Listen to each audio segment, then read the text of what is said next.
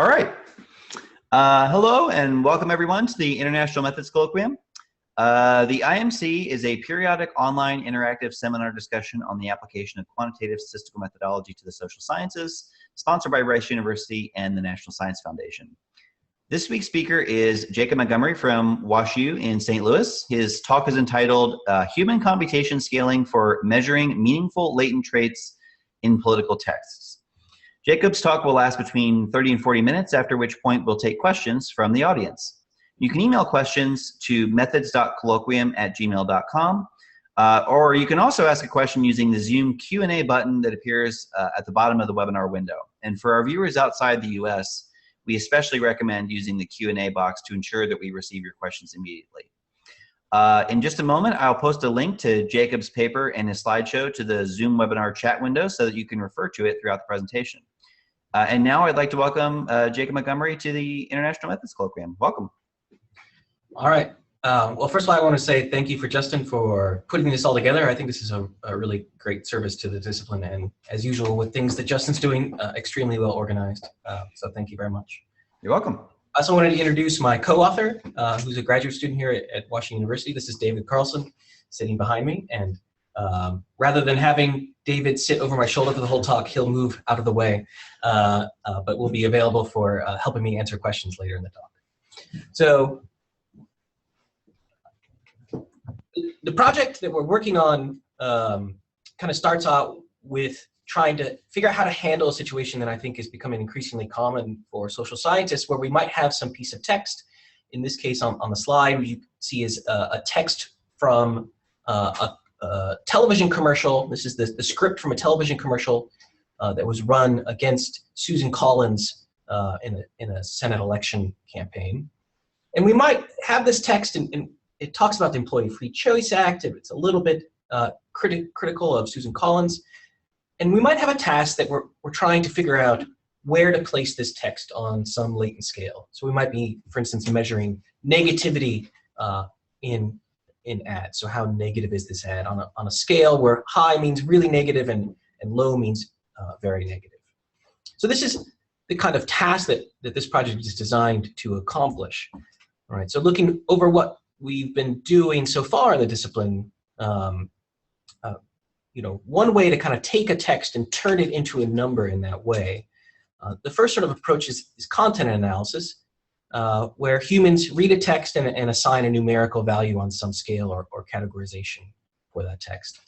And the real advantages of this approach is, the big advantage is that humans read like humans, which sounds trivial until you try and get a computer to read like humans. But humans are able to easily read a text and understand what it means, and often understand the sort of context from which and interpret it in context.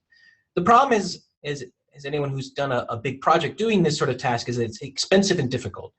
We have to recruit and train coders, and it's often very difficult to get high levels of reliability between coders over time, and even within coders over time, and between multiple coders who are all coding similar documents. And so, for instance, there's been some previous work showing that even some of the best efforts at hand coding large document sets can lead to reliability difficulties. And often what the solution to this is to have people code documents in an unsubtle way, meaning that the categorizations can be done reliably, because the features that you're extracting out of the text are so blunt that anyone could agree that that's the feature that you're trying to do. So in the paper, we talk about an example about coding of candidate websites, and one of the things they code for is whether or not there's polling information listed on the website, which most coders can reliably do, but isn't necessarily all the kinds of traits we might be interested in getting from the website. In recent years, there's been an increasing interest in automated methods coming out of computer science, things like topic modeling. And the advantage of this, of course, is that it's cheap, much cheaper to do than having documents coded by paid research assistants or using your own time. It's reliable in the trivial sense that if you start the algorithm using the same random number seed, you're going to end up with the same encoding of the text. The disadvantage, of course, is that computers don't read like humans. So as good as these algorithms have become, they still are often unable to distinguish between texts that almost any human reader would be able to understand how they're different. Another issue is that a lot of the methods that have become increasingly popular are focused on classification, so placing documents into unordered categories or groupings, when in fact many times what we really want is a scaling. We want to measure the degree to which a document has this trait in it. And a final issue, another approach might be to do supervised machine learning algorithms. The problem with that is that it often requires either labeled data or some sort of human supervision that is often not available in political science. We don't have large sets of documents that have been labeled online. For instance, computer scientists like to use things like Amazon reviews or Yelp reviews, and we just don't have that kind of labeled data around. And to the extent we can make it, we have to go back and end up relying on the same human coders, which leads to the same problems that we discussed earlier.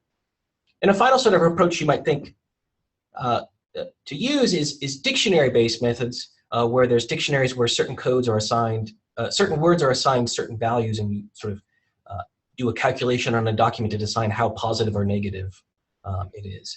But in many cases, the dictionaries just don't travel well. They're built in one particular context. If you take them and say apply them to Supreme Court decisions, they may not be giving you the same kind of information that they were built to recover. So the project that Dave and I are working on is sort of trying to think about if we can have kind of a little bit of the best of both worlds. So we want to try and combine the ability of humans to read and understand natural language with the ability of computers to aggregate lots of inputs into meaningful measures in a reliable way. And the literature that we're drawing on in computer science is often termed the human computation. And the example that most of us have come in contact with from this field is the reCAPTCHA method that is often used to verify that you're human before you log into a system. And in that project, which was started by Von Ahn, they take words that a computer is having difficulty recognizing out of an image, and they distort it and then give it to humans in order to encode. And actually, if you've ever done one of the reCAPTCHA tasks, what you're often doing is providing free data and helping computers learn to recognize words and images better. And the general paradigm for human computation is to figure out a way to have computers and humans work together so that humans are doing what humans do best, which is often image recognition or reading words and understanding words in context, and what computers do best, which is to set up tasks and to aggregate information clearly. And this is an idea that goes way back to the dawn of the computer era. So this is a picture of Bletchley Park from World War II, where the code breakers worked. And they would have, in order to do complex calculations, they literally had humans, these women would sit in lines and pass simple tasks from one to another in a way, in a system that was designed to help humans do complex, by dividing up a complex task into simple steps, allowed humans to sort of become an actual human computer. So there's lots of examples of this. Well, there's plenty of examples of this in political science. If you think about it from a certain point of view, there's things like the Iowa Futures Market, the Good Judgment Project. Henderson has some work where he's using Mechanical Turk workers to code the partisan nature of certain statements. And the biggest project that's most similar to what we're doing is the new APSR article by Benoit Conway Lauderdale Laver, where they use Crowdflower workers to code party manifesto documents. And so what I'm gonna do is talk a little bit about the sentimented platform that we're building, which is what the tool we're gonna be using, and we'll talk a little bit of how it differs from some previous projects, but the main focus will be describing what it does. And then we're gonna cover 4 applications. One is talk about the sort of classic computer science tasks for validating new sentiment analysis routines, which is to look at movie ratings, so analyze the text from movie ratings and compare it to the stars that were assigned by the author. We're going to be measuring fearfulness and open-ended survey responses, measuring the tone, negativity, and positivity in congressional advertisements. And the final application is trying to measure the degree of torture as indicated by State Department human rights reports. And we'll conclude with a little bit of discussion about where this project is going in the future. So the design of the project is, the main aims are to provide valid and reliable estimates of researcher-specified latent traits embedded within text, and to place those texts on a continuous scale. And there's a lot of clearly more formal definitions, but what I mean by valid here is that, are we measuring what we think we're measuring out of the text? And reliable is if we follow the same set of procedures, if we set up this, we set up these tasks and gather the data in the same procedure, are we going to get the same estimates back? So the approach that we're trying to follow is to use human skills to interpret language within context. And what we've done is try to design the task structures that we're going to create to what I'm calling cognitively appropriate microtasks. In particular, pairwise comparisons, which I'll talk about in just a minute, is a very easy and cognitively appropriate task for non-expert workers to be engaged in. We try and focus on tasks that are at least modestly objective, so we're not asking people's opinions about things. We're rather asking them to try and make a statement about something that's at least modestly objective within the text. We try and focus on unidimensional concepts in the text. And we're going to pay workers about 4 cents to 10 cents per comparison, although we think maybe in the future we could drive those costs down a little bit. The fourth sort of design principle here, and probably the most important, is to figure out how to assure quality data is coming back from the system. So we do this in 3 ways. The first way is by training the coders. The second way is through redundancy, where we have documents are coded multiple times by multiple coders. And the final step is statistical filter and monitoring, which is to use a statistical model to sort of get rid of bad coding decisions that have entered into the data. And then we're going to aggregate all of this data back up through a statistical model to be able to estimate some latent trait embedded within the text. So on the worker side, what we try to do is design cognitively appropriate tasks. We're trying to treat the workers not as research subjects, as is typically done with Mechanical Turk these days, but as partners, as people who are working with us to code documents. And the system is designed to be channel independent, meaning it could, in principle, could be easily extended to work with other online workforces, although right now it's only set up to work with Mechanical Turk, although we're hoping to move it to make it also work with Crowdflower in the near future. On the researcher side, what we try and do is make the system very easy to use. This research has direct control of all stages of this process, how jobs are posted, how the compensation works, how long workers have to do it, question wording, quality controls systems are also built right in to make it easy to use.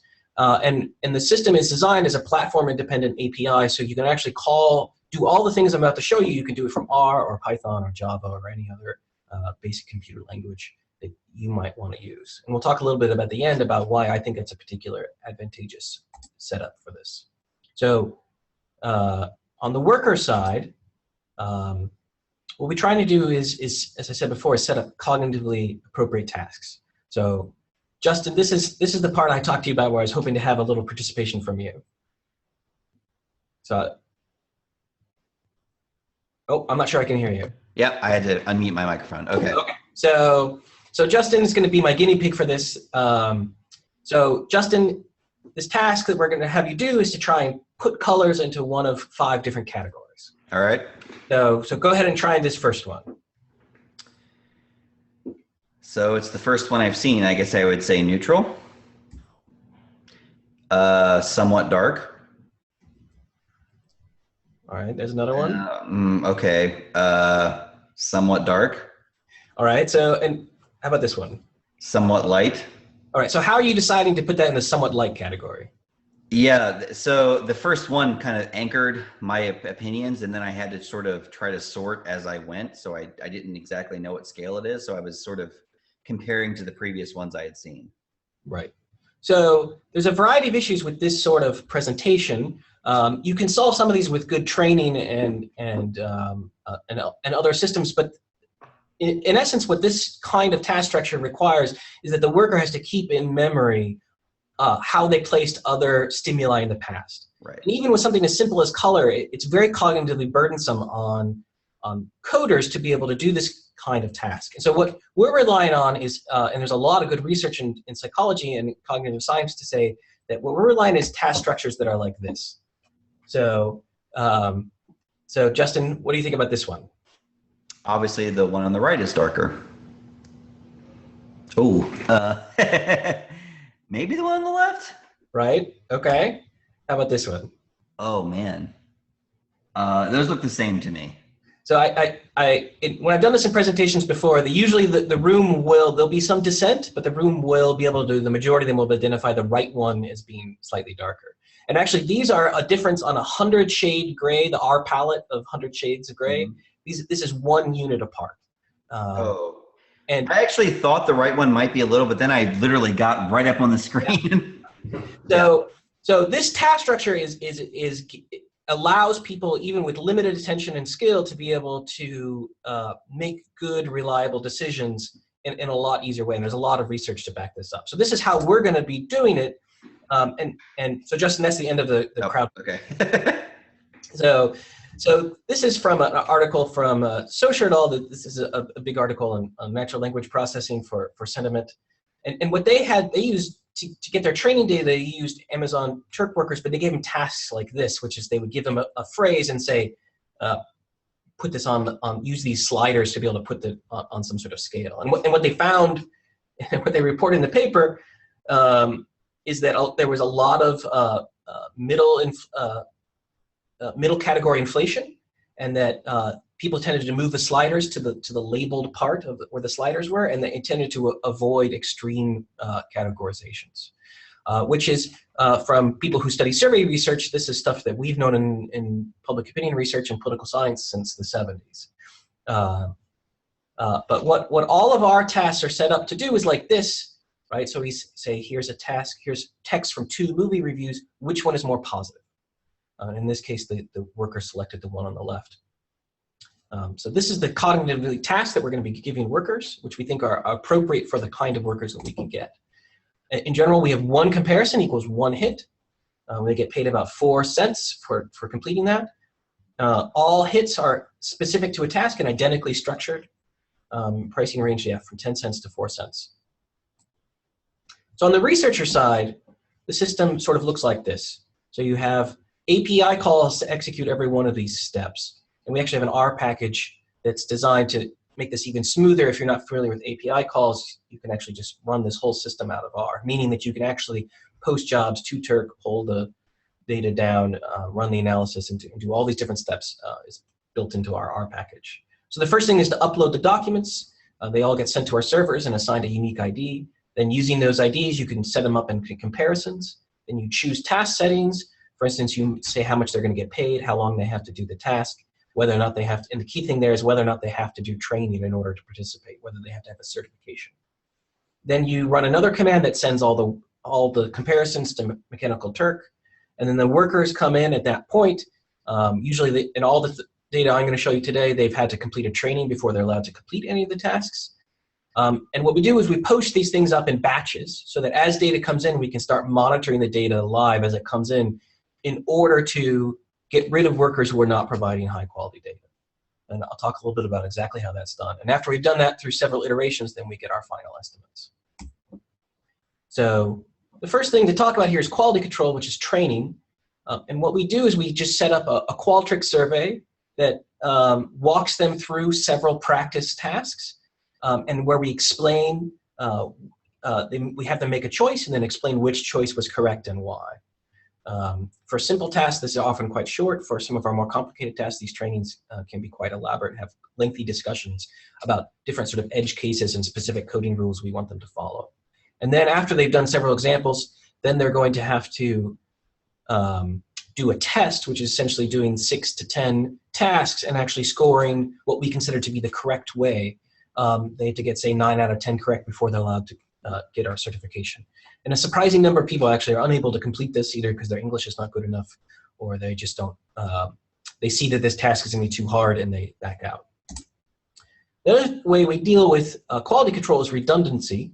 So we think about the color example before. In this case, that same one color is being compared against 20 other different shades of gray. So each document or each text that we're going to have analyzed in the system is going to be analyzed, is going to be involved in 20 pairwise comparisons. So some may not be done correctly, and some may or may not be done correctly, but what you're going to have is a lot of redundancy built into the system. The other nice thing about the pairwise comparison framework is that you can avoid a lot of issues about differential item functioning or first item anchoring, and we actually can sort of build a statistical model. This is very similar to a Bradley-Terry model, where for comparing documents I and J by worker K, the probability that they're going to pick document J as, say, the most positive, we're going to model it like this. We put on some priors over the documents that identify the space on a sort of standard normal 0, 1 prior. And we put truncated normal distributions, in particular, on this B parameter. I guess I can actually use my mouse here. This B parameter, and this B parameter is associated with the coder. And the basic idea here is if a coder is giving answers that don't correspond to how other coders have understood these documents in the other pairwise comparisons, this parameter will approach 0, meaning that the model will increasingly ignore coding decisions from this coder. And the nice thing about this is if we run this model intermittently as we collect more and more data, we have a function that allows you to essentially revoke the certification based on a criteria. So we typically try and we kind of look at these parameters as the data comes in and make a determination, that maybe some workers' coding decisions just aren't reliable enough, and we just revoke their certification. So there's many possible ways to model this data. You could come up with a lot more complicated models. As it turns out, none of them matter. You could just take the mean of the coding decisions that the workers give, and that's correlated with the estimates I'm going to show you at like 0.95. We have an appendix to the paper somewhere where we actually give all the numbers for all our applications. We like this model in particular because it allows us to evaluate the coders as data comes in, but the specifics of this model are actually irrelevant to the results we're going to show you. What it demands, though, is that the workers read documents similarly to other workers, and when they stop doing that, that is when their coder quality parameter starts going down. It discounts and identifies unreliable coders, and how it's implemented right now in our R package is that it's estimated in Stan, which is nice because it converges very quickly. So what I'm going to do now is sort of now that I'm sort of giving you some idea of the system, I'm going to go through several applications. Hopefully you'll have time for all 4, although maybe we won't have time to talk in detail about the final application. So the first example is sort of a standard task for people analyzing texts, which is to look at movie reviews, the text from movie reviews, and see how well it corresponds to the stars. And we're going to be using movie reviews that we pulled off of the Rotten Tomatoes website, where users are allowed to rate movies, give some text, and then also assign some stars. So you can see from this example, this very important cinematic work starring Jennifer Aniston, Leprechaun. All right, so the text assigned to this rating is, this movie is bad, it's really bad, but it's so bad, it's good. So in general, a lot of automated methods for parsing language are going to have a hard time understanding this text, but human readers are able to sort of get a sense of how this text relates to the quality that is indicated by the reviewer. In this case, the J. Stern 2022 coded this as 3 stars, right? The original author of this review. So this is the sort of thing that our workers are going to be looking at. So we pulled 500 movie reviews from Rotten Tomatoes. We did 40 random pairwise comparisons for each review. Part of that reason, we were trying to figure out at this point how many comparisons were really needed in order to get good estimates. And we're going to benchmark our estimates against the stars that were assigned by the coders. All right, so here or not by the coders, the stars that were assigned by the original authors of the movie reviews, which may or may not be consistent with how a normal person would read it. And we'll talk about that in just a second. So this is just a plot where the x-axis here is the number of stars that were assigned by the original author, and the vertical axis here is this positivity rating as coming out of our system. They're correlated very highly at 0.87. And so one thing to look at is where our estimates disagree with the star ratings. Does that make sense? So here we have two documents. This is kind of like the biggest misses for things that got 4 stars. And on the top, you can see one where it describes a movie as almost plotless, but with moments that stick to your soul like a coating of grime. And the bottom one is describes a movie as the best sequel, best boxing film since Rocky. Was cheering in my seat and left the theater feeling satisfied. And what our model identified is that this top one, right, a normal reader might read that text and really assume that the movie was somewhere between mediocre and bad. But someone who was just reading the text without knowing what star had been assigned to it would read this review and really think it was a very, very positive review.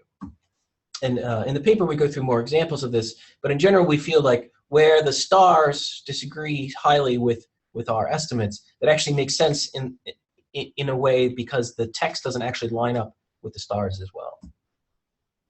So next question we sort of asked is how many comparisons do we really need to get these estimates? So we analyze the data after 10, 20, 30, and 40 pairwise comparisons per document. And we set this up in batches of 10 so that we could be able to do this. And so here we're showing is on the vertical axis is the correlation between our estimates and the number of stars assigned by the original authors. And on the x-axis is the number of pairwise comparisons per document. After the first 10 comparisons, the correlation was about 0.81, which is pretty good. And then after 20, it shoots up to around 0.86. And then it really flattens out.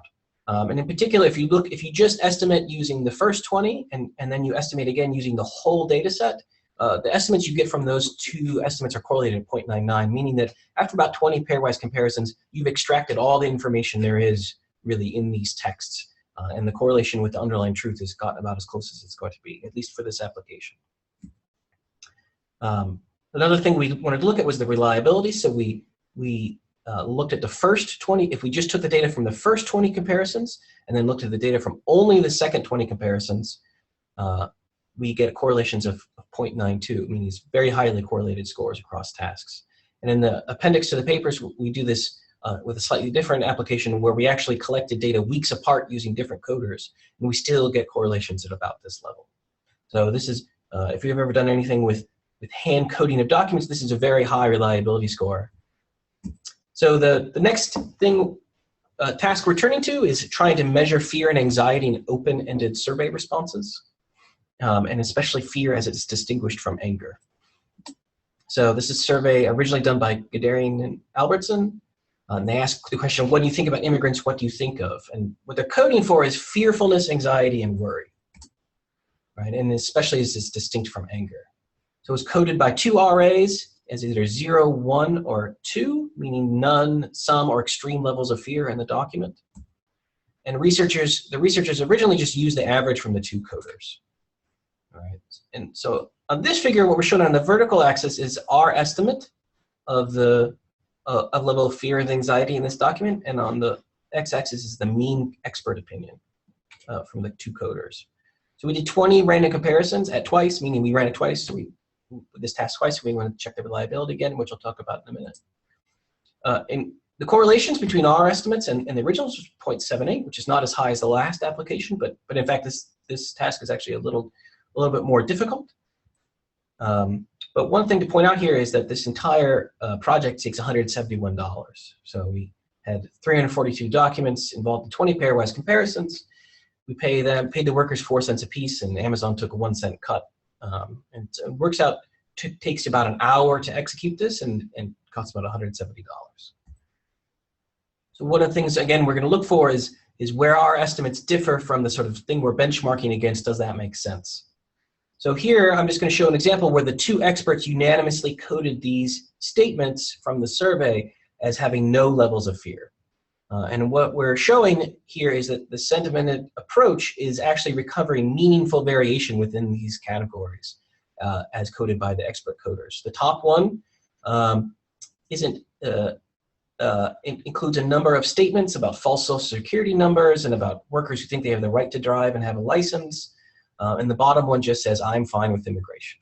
Right? Both of these were coding as having no levels of fear or anxiety exhibited, but the sentimented system thought that the top one had some level slightly above average, while the bottom one was near one of the least fearful statements in the data set. Another example here is that two documents that were unanimously coded as having some level of fear. And the top one, again, has a lot of very specific statements about artificially lowering wages and taking away jobs and underground cash-based society. And the bottom one is a statement that sort of has some negative affect, but there's nothing clearly fearful in here. So again, the sentimented system identifies this quickly as important variation within this category from the expert coders.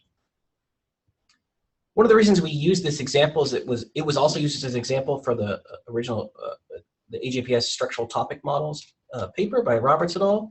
And topic models aren't really designed for the kind of task that we're talking about, which is where a researcher has a specific latent trait that they're trying to estimate, and then they're trying to extract that.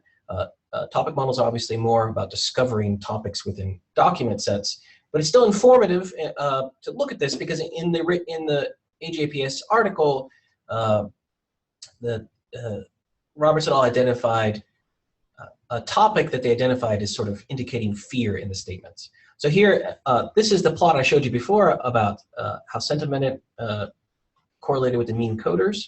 And here's that same plot, but in this case, the y-axis is the probability of being in that fearfulness category, according to this topic model. And you can see that the correlations are quite a bit lower for the topic model, and in particular, there's a lot of clumping on the lower end, and in particular these middle categories, there's not a lot of discernment between them. It's still getting at something, but it's not quite necessarily what the researcher might have had in mind. And so you look at some examples here of where the topic model was missing most, right? These top ones are cases where the expert coders said that they had no fearfulness, and these are cases where the topic model gave them a pretty high probability of being in this fearfulness category. And again, the sentimented scores correctly identified them as being on the lower end. And this is the opposite case. This is cases where the human coders identified these as having lots of fear or anxiety indicated in the text. And the topic model indicated there was very little fear. And again, the sentimented correctly identified these as being above average in the level of fear. For instance, this one talks about changing the basic makeup of the United States,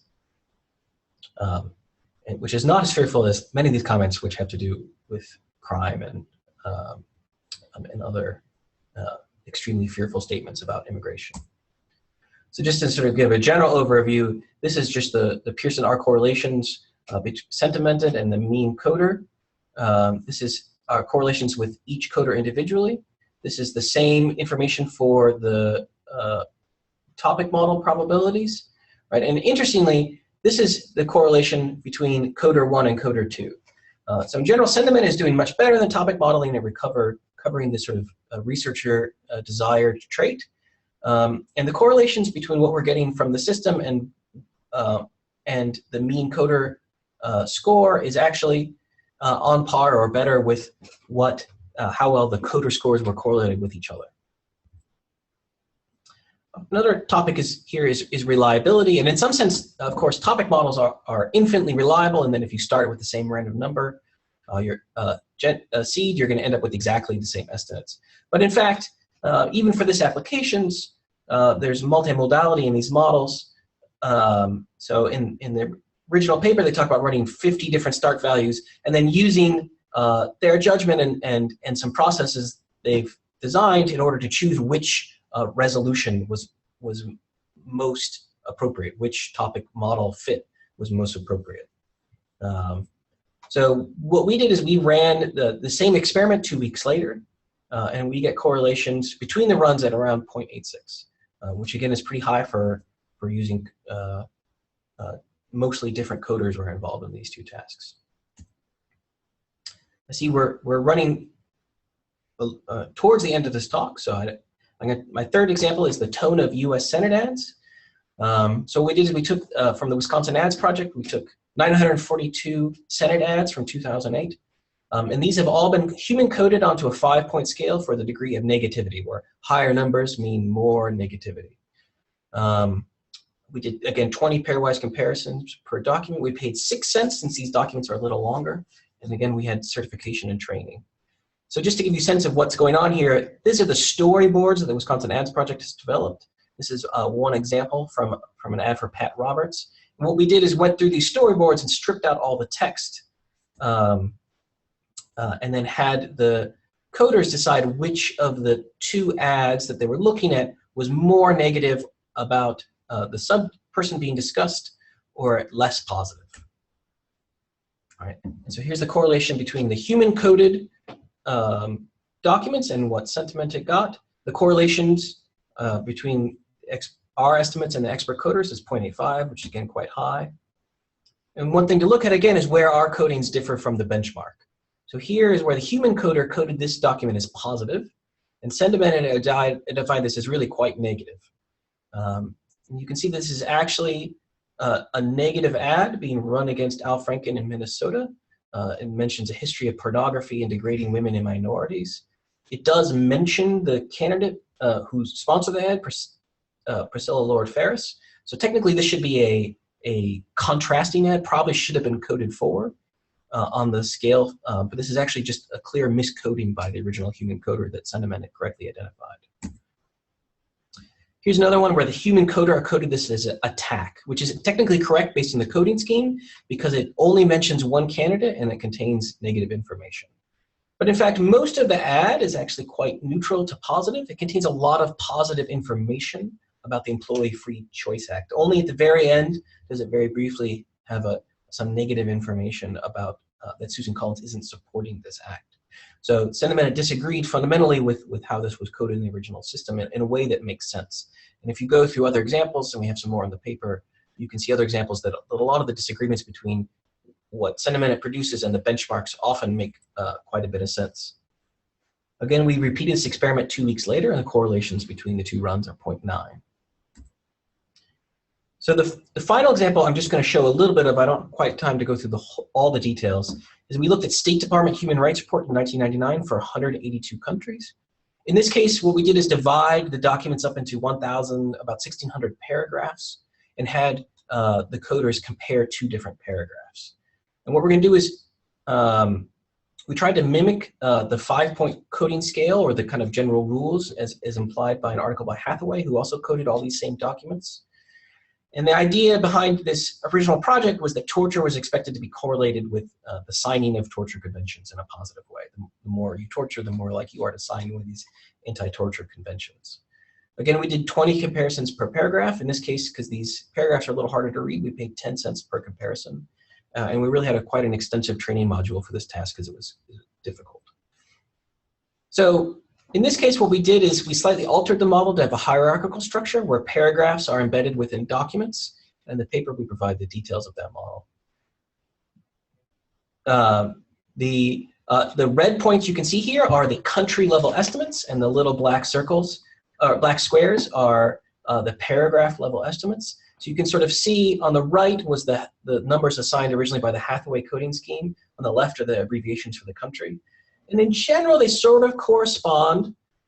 It correlated with the expert coders at around 0.069, which is good but not great. And in particular, if you here we're showing where we most disagreed with the original coding scheme.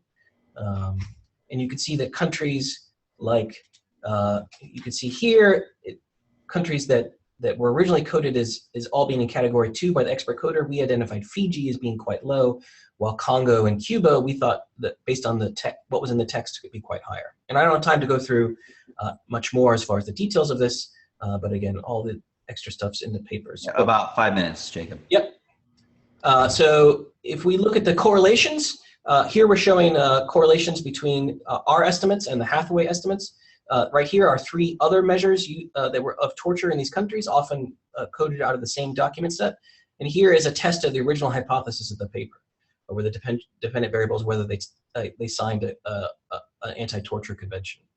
And in every case, these are standardized coefficients. In every case, sentiment is at least or more correlated with the other measures, and is actually significantly related to the anti-torture convention signing, whereas the original Hathaway coding was not.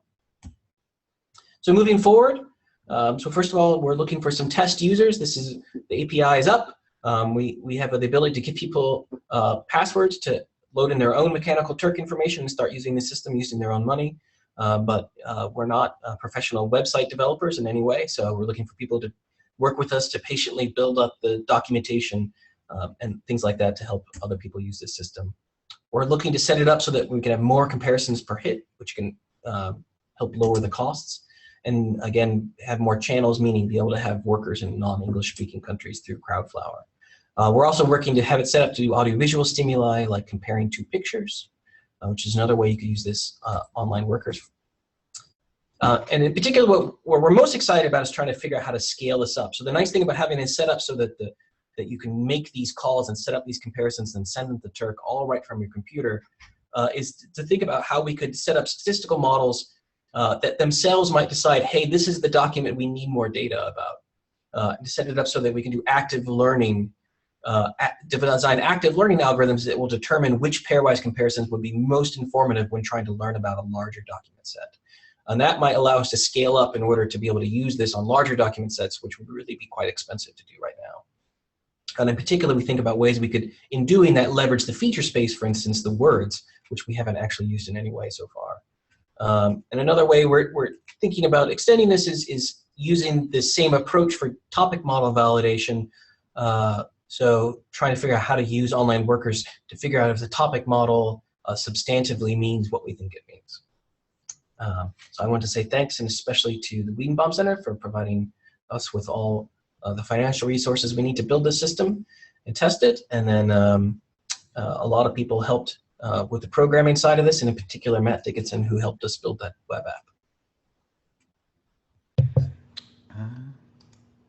Okay. Thank you, excuse me. Thank you, Jacob, for that presentation. At this point, Jacob Montgomery and his co-author, David, are available to take questions from the audience. You can email your questions to methods.colloquium@gmail.com, but probably a little easier, excuse me, you can also ask a question using the Zoom Q&A button that appears at the bottom of your webinar window. And for our viewers outside the United States, we recommend using the Q&A button to ensure that we receive your questions immediately. And while we wait for some questions to come in, I have some questions. So it seems like if I'm interpreting your talk through the lens of the stuff that I think I already know, and it seems like essentially what this is trying to apply the ideas of item response theory to sentiment analysis, and then you sort of force people to vote, right? You generate a huge number of votes through some sort of survey mechanism. Do I have that basically right, or is there some difference that I'm not detecting? That's a good summary, although I think there's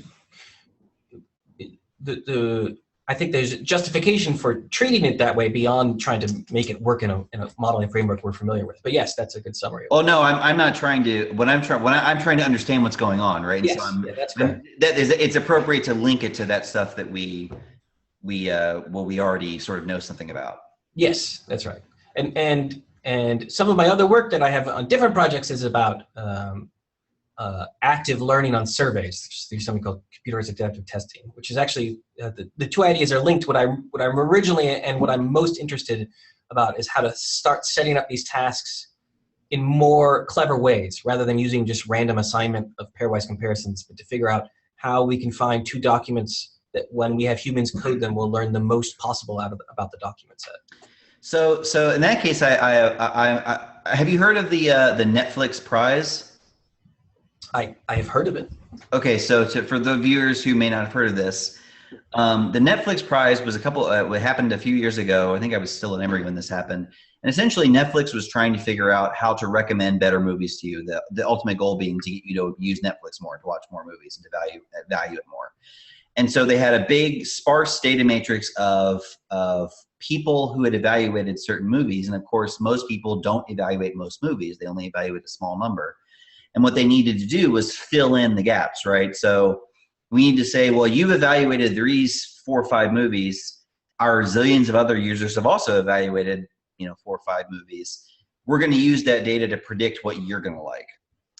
And the big problem they had, among several others, was sparsity, right? Most people didn't evaluate most things. And it strikes me that your algorithm is is in sort of intentionally or unintentionally going to tackle the same issue, right? You're not having every person compare every single pair of possible comparisons. You're only doing certain comparisons. So how does your approach deal with sparsity in the comparisons?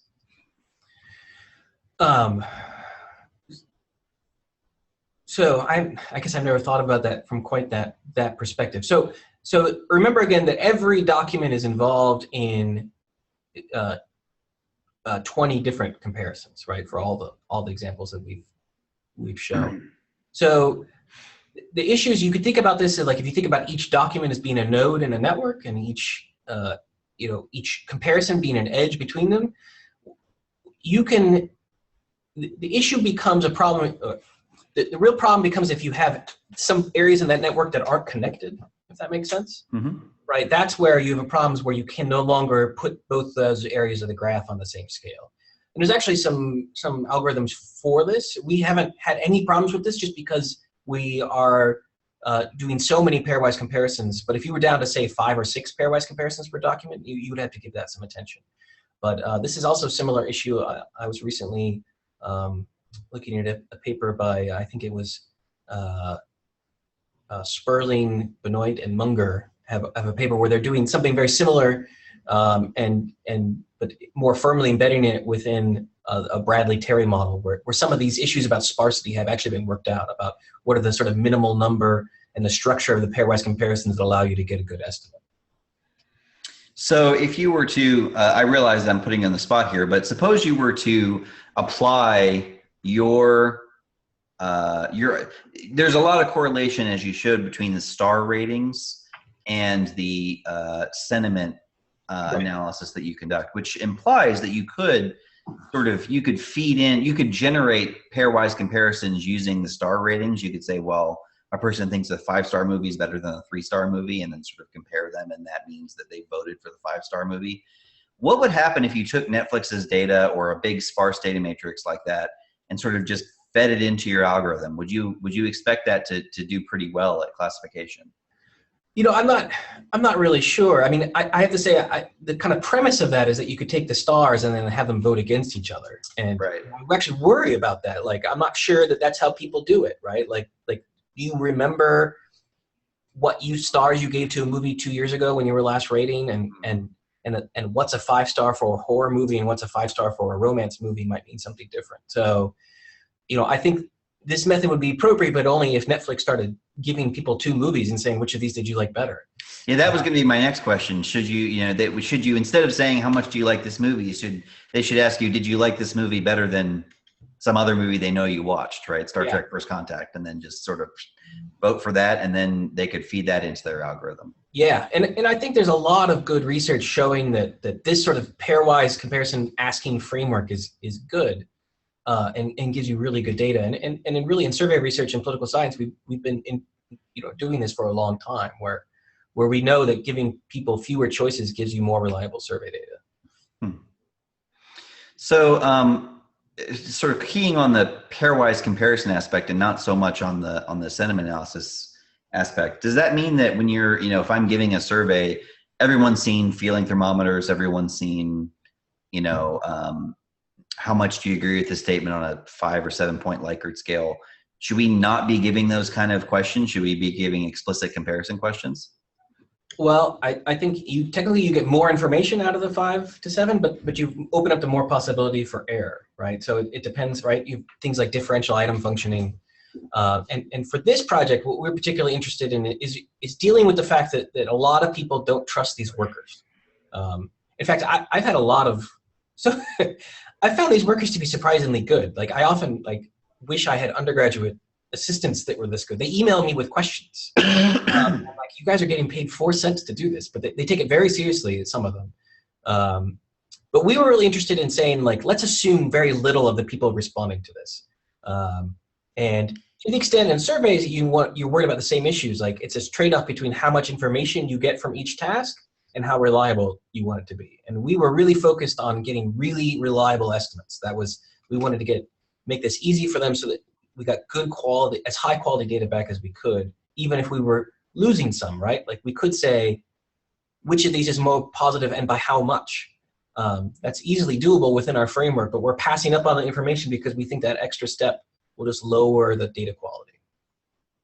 So do you think, I don't think this is one, I mean, maybe I missed it. I don't think this is one of the examples you had, but you can imagine easily applying this technique to try to measure someone's ideology, right? You'd have to change the focus from a text to a person, right? And then you'd have to feed a single person multiple comparisons, and then feed many, many people multiple comparisons, and then you could get some sort of ideological map out of that. Would there be advantages to doing that kind of ideological assessment as opposed to the 7-point Likert scale or some other sort of more standard technique?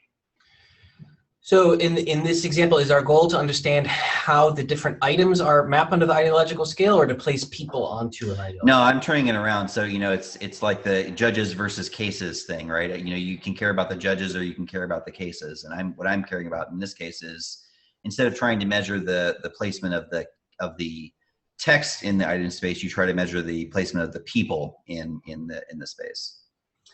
Yeah, no, I think it's related, but I have another presentation I can do some other time on that the other task, which really is, that's more directly related to a big literature in educational testing called computerized adaptive testing, where you choose questions in order to maximally get the most information.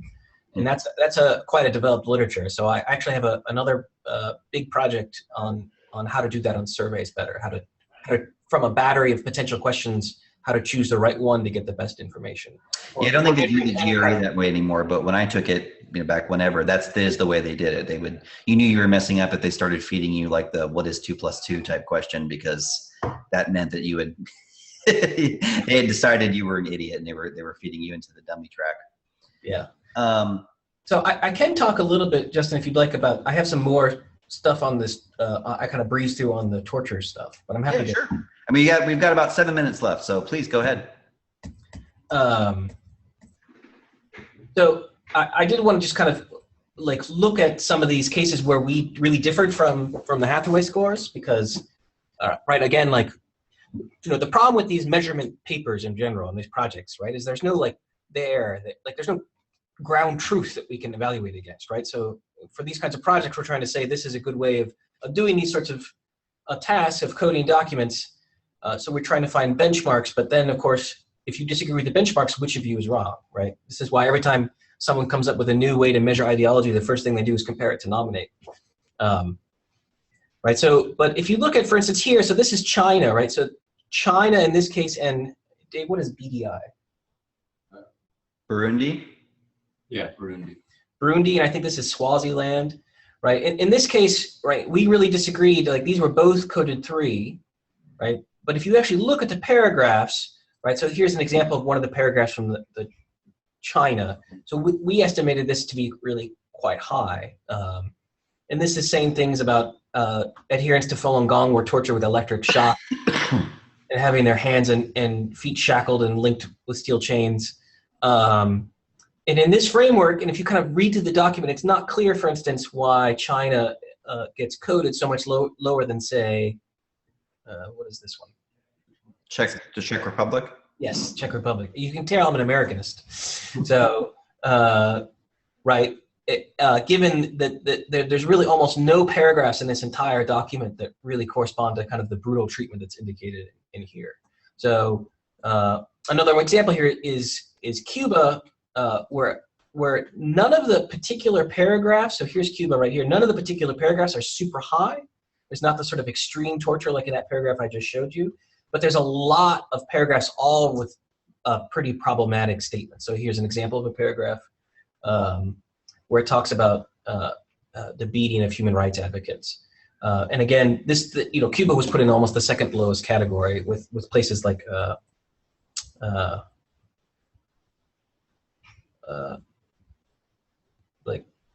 the U.S. and Benin and other sorts of countries. So those are a little bit more information.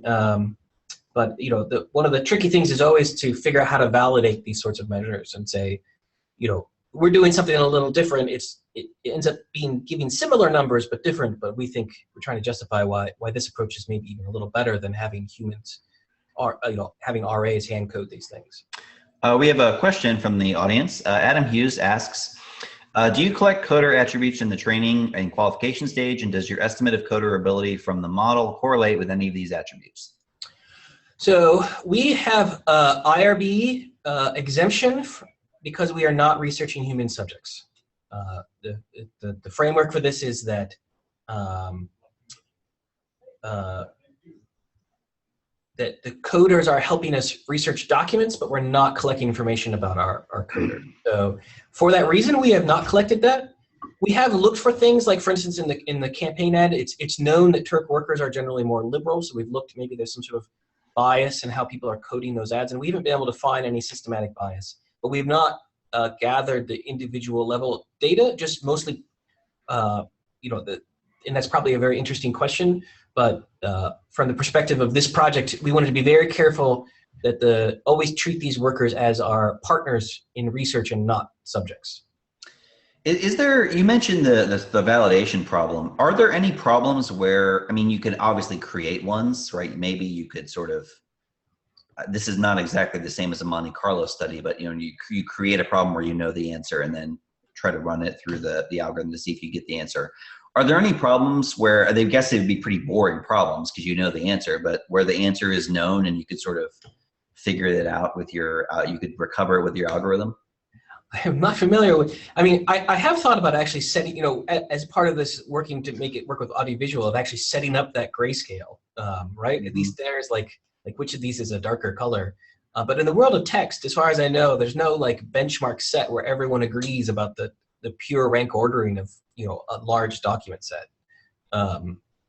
So that's very hard to come by. In general, you have to do a lot of just reading the text and making sure. But in the end, people want to be using these texts to do inference and to be able to turn them into data. You've got to do something. And the nice thing about this process is that it's all very systematic in that you can actually take one line of our code, right, and turn it in with replication archive, and that would be a complete indication of how you coded the documents, if that makes sense. Say like they were put up using this training module, using this question wording, these were the exact pairwise comparisons that were presented to the coders. And when we've done those sorts of reliability tests, we get very similar. And as far as I know, there's really no other way of coding text that provides that level of clarity to the reader and to other researchers about exactly how the text is analyzed. All right, well, that's all the time we have for this week's IMC. I want to advertise next week's talk. Next week on October, this is not October 21st, it'll be next week on November 4th at noon Eastern Time. We will host a talk by Mark Ratkovic of Princeton University. He will give a talk on joint work with Dustin Tingley entitled Sparse Estimation with Uncertainty, Subgroup Analysis in Large Dimensional Designs. Please see our website, www.methods-colloquium.com, to get more information about this talk and the rest of our schedule for the 2016-2017 academic year. Jacob, thanks very much for giving a talk with the IMC today. Well, thank you, Justin, and thank you for everyone who dropped by. So. All right. I'll see everyone next week.